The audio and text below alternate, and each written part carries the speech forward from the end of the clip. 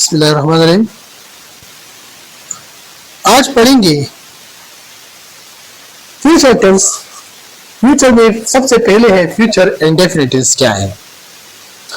Future indefinite tense की पहचान उर्दू की ये है जिसके फिक्र के आखिर में गा गे गी आ जाए तो ये सेंटेंस कौन सी टेंस का होगा? फ्यूचर इंडेफिनिट टेंस का होगा। तो इंग्लिश में कन्वर्ट करने का तरीका ये है कि सबसे पहले होगा सब्जेक्ट, फिर उसके बाद हेल्पिंग वर्ब होगा। हेल्पिंग वर्ब या विल होगा या आपके पास क्या होगा? शेल होगा। उसके बाद फर्स्ट फॉर्म ऑफ वर्ब होगा। वर्ब की कौन सा फॉर्म होगा? फर्स्ट फॉर्म ऑफ वर्ब के बाद लास्ट में क्या आएगा? ऑब्जेक्ट आएगा। याद रहे विल कहां पे आता है? कौन से सब्जेक्ट के साथ? और शेल कौन से सब्जेक्ट के साथ आता है? आई और वी इसके साथ शेल आता है। बाकी जितने भी सब्जेक्ट हैं he, she, it, you, they, singular noun या प्लूरल नाउन के साथ क्या आता है? विल आता है। समझ में आ गया? सेंटेंस है मिसाल के तौर पर अहमद बाजार जाएगा। अब देखिए लास्ट में क्या आ गया है? गा आ गया है। जब गा आ जाए तो मैंने आपको बताया था कि वो कौन सा टेंस होगा? फ्यूचर इंडेफिनिट टेंस का होगा। सेंटेंस स्ट्रक्चर क्या है इंग्लिश में? सब्जेक्ट क्या है आपका? अहमद है। अहमद एज इट इज लिखेंगे। सब्जेक्ट क्या है? मैंने आपको बताया था कि सिंगुलर नाउन हो या प्लूरल नाउन हो तो इसका हेल्पिंग वर्ब क्या लगाएगा? विल लगाएगा। विल जाना को क्या कहते हैं? गो कहते हैं। ऑब्जेक्ट क्या है? बाजार, टू बाजार लिखेंगे। अहमद विल गो टू बाजार। अगर कोई आपसे कहे कि इस सेंटेंस को नेगेटिव में कन्वर्ट करें तो नेगेटिव में कन्वर्ट करने के लिए हेल्पिंग वर्ब के बाद सिर्फ आपने क्या लगाना है? नॉट लगाना है। Ahmad will not go to bazaar. Ahmad बाजार नहीं जाएगा। अगर कोई आपसे कहे कि इंट्रोगेटिव में इसको कन्वर्ट करें तो इंट्रोगेटिव में आपने क्या करना है? इस हेल्पिंग वर्ब को सेंटेंस के शुरू में लिख लो। Will Ahmad go to bazaar, last में क्या लगाए? क्वेश्चन मार्क्स लगाए।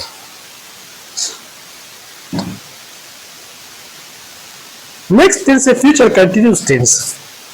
कंटिन्यूस टेंस के लिए उर्दू में पहचान ये है जिन फिक्रों के आखिर में रहा होगा, रही होगी या रहे होंगे आ जाए वो सेंटेंस कौन सी टेंस का होगा? फ्यूचर कंटिन्यूस टेंस का होगा। तो इंग्लिश में कन्वर्ट करने का तरीका ये है subject plus helping verb. Helping verb या आपके पास विल भी होगा या आपके पास क्या होगा? शेल भी होगा। उसके साथ first form of I verb के साथ आपने क्या लगाना है? आई इन जी लगाना है। लास्ट में आपने क्या लगाना है? ऑब्जेक्ट लगाना है। मिसाल के तौर पर सेंटेंस है सलीम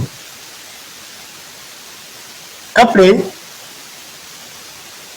धो रहा होगा।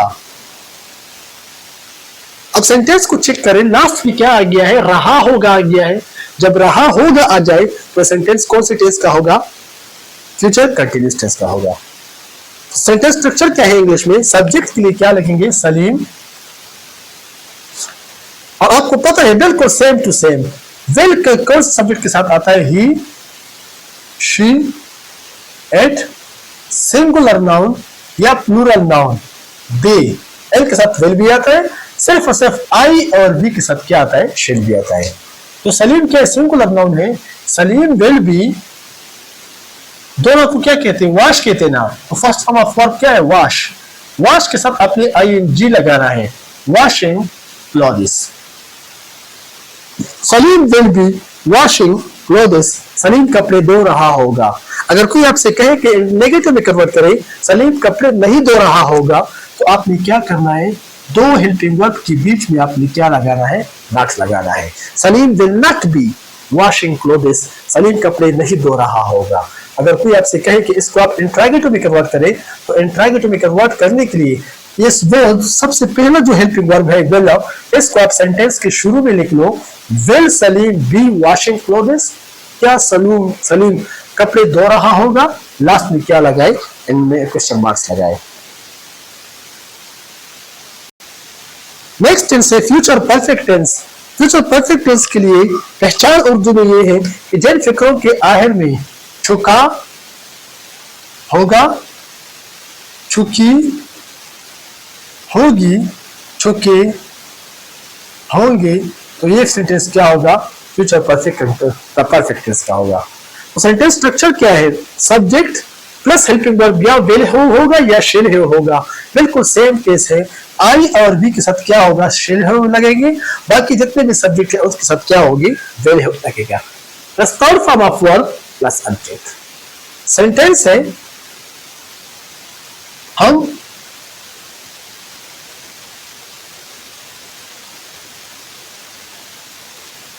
सबक याद कर चुके होंगे। हम सबक याद कर चुके होंगे। मिसाल के तौर पर अगर कोई आपसे कहे कि कौन सा टेंस है, चुके होंगे जब आ जाए तो कौन सा टेंस है? फ्यूचर परफेक्ट टेंस है। तो सेंटेंस को कन्वर्ट करने का तरीका, सब्जेक्ट क्या है? हम, ही, वी के साथ कौन सा हेल्पिंग वर्ब लगेंगे? शेल है वो। थर्ड फॉर्म ऑफ वर्ब, याद करना को क्या कहते हैं? Learn, learn, learnt the lesson. हम सबक याद कर चुके होंगे। अगर कोई आपसे कहे कि सेंटेंस को नेगेटिव में कन्वर्ट करे तो दो हेल्पिंग वर्ब के बीच में आपने क्या लगाना है? नॉट लगाना है। We shall not have learned the lesson. हम सबक याद नहीं कर चुके होंगे। अगर कोई आपसे कहे कि सेंटेंस को इंट्रोगेटिव में कन्वर्ट करो तो इंट्रोगेटिव के लिए फर्स्ट हेल्पिंग वर्ब जो है उसको आप सेंटेंस के शुरू में लिख लो, लास्ट में आपने क्या करना है? क्वेश्चन मार्क्स लगा ले, तो सेंटेंस क्या बन जाता है? इंट्रोगेटिव में कन्वर्ट हो जाता है।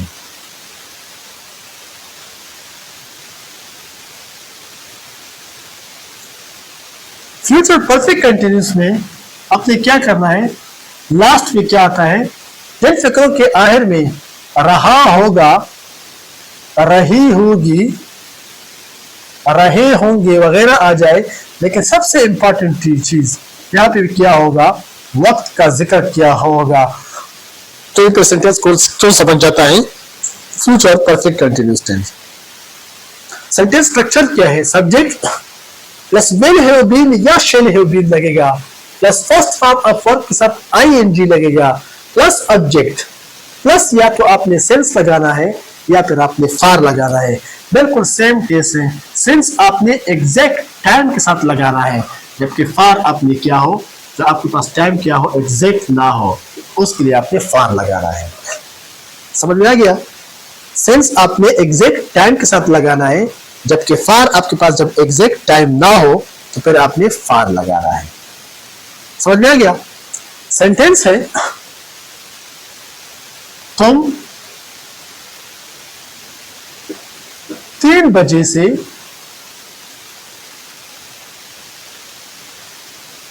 शिकार कर रहे होंगे। तो अगर आप चेक करें लास्ट पे क्या आता है? रहे होंगे आ गया। साथ में यहाँ पे देखिए 3 बजे का टाइम भी आ गया। तो कौन सा टेंस हो गया? फ्यूचर परफेक्ट कंटीन्यूअस टेंस हो गया। सेंटेंस स्ट्रक्चर क्या है? सब्जेक्ट क्या है? यू। यू के साथ आपको पता है कि विल हैव बीन लगेगा। Will have been. शिकार करना को क्या कहते हैं? हंटिंग। शिकार करना को क्या कहते हैं? हंटिंग। यहाँ पे इस सेंटेंस में ऑब्जेक्ट नहीं है, इस सेंटेंस में ऑब्जेक्ट नहीं है। सही? शिकार करना को क्या कहते हैं? हंटिंग। 3 बजे से, तो इसके लिए फिर क्या करेंगे? ऑब्जेक्ट नहीं है। लास्ट में आपने चेक करना है कि 3 बजे के लिए हम क्या लगाए, एग्जैक्ट टाइम है कि नहीं है। आपको पता है कि घड़ी के 3 बजे बिल्कुल एग्जैक्ट टाइम है, उसके लिए हम क्या लगाएंगे? Since 3 o'clock you will have been hunting since 3 o'clock। तुम 3 बजे से शिकार कर रहे होंगे।